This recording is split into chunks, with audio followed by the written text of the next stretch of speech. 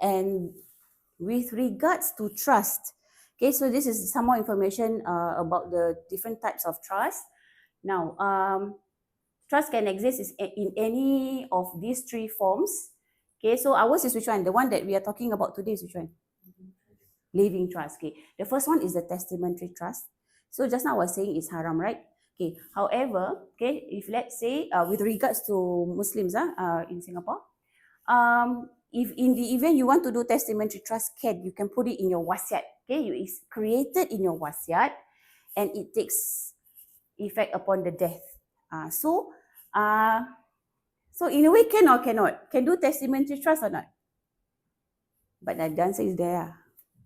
Just now I said cannot. This one is haram. And then I saw it because this is okay, right? Then now you see this slide.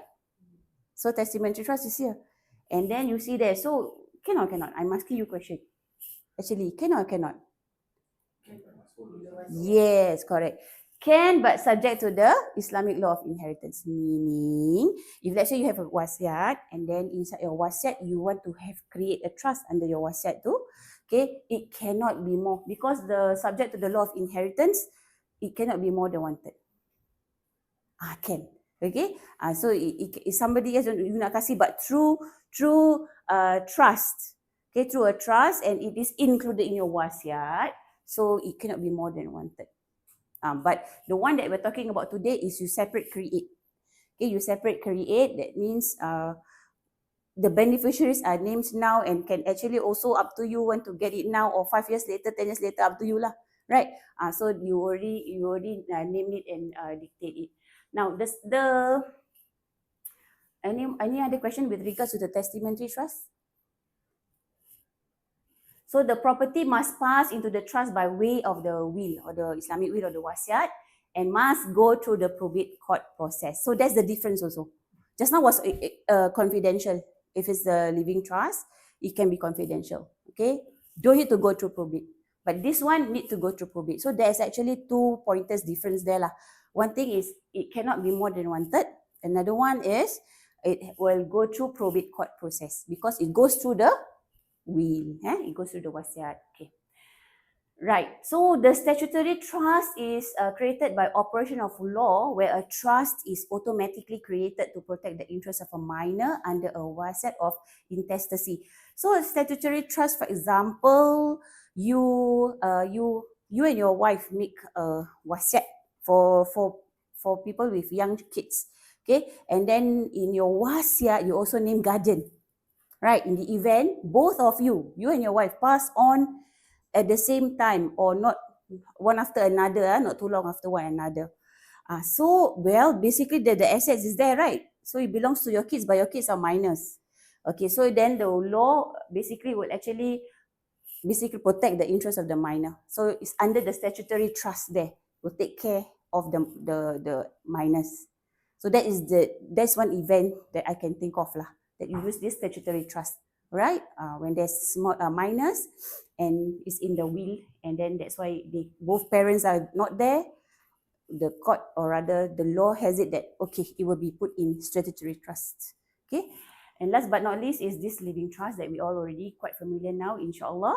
Okay, created during the lifetime of the settlor, takes effect immediately when the trust deed is signed by him and the property conveyed to the trustee. Okay, so it's very clear. So in Islam, it's actually clear. You want to give what you give. You want to give who you give.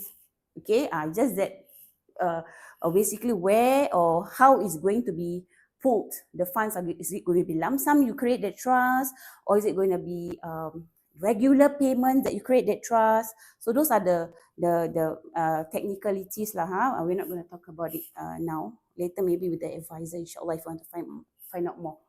And I think that's about it. Alhamdulillah. So the conclusion. So to understand this living trust in Singapore, Singapore's context, because again, this is special only Singapore context. If you are to compare with our neighboring countries, maybe it's a different way that they're doing it, because they have other mechanisms or tools that they use. That's actually they acknowledge it, but in Singapore they don't quite acknowledge it. For example, their hibah is much more robust lah. Their hibah or whatsoever, nuzria hibah over there in Malaysia. So this is with regards to Singapore's context. Okay. So for individuals, for businesses, for you guys to safeguard your assets and ensure that your intended beneficiaries receive the assets and savings in a manner aligned to your wishes. So just now I was saying one scenario, okay? So special needs, okay, or some or young kids who actually not mature yet, right? And then they may just spend the money extravagantly, finish off the monies that they get. So you can plan, okay, or rather worse, they can get scammed. They can get scammed in these days. You know how things go about, right? So in unfortunate events that can also happen. So how to safeguard, right? So these are the ways, because you feel, you think, you consider, and these are all good intentions, inshallah, right? Good intentions, no bad intentions. So making informed decisions and proactive updates are key to ensuring financial security for your loved ones. Okay, so that's the end of my presentation. I think everything. Please feel free later on to ask questions. Anything good come from Allah. Anything bad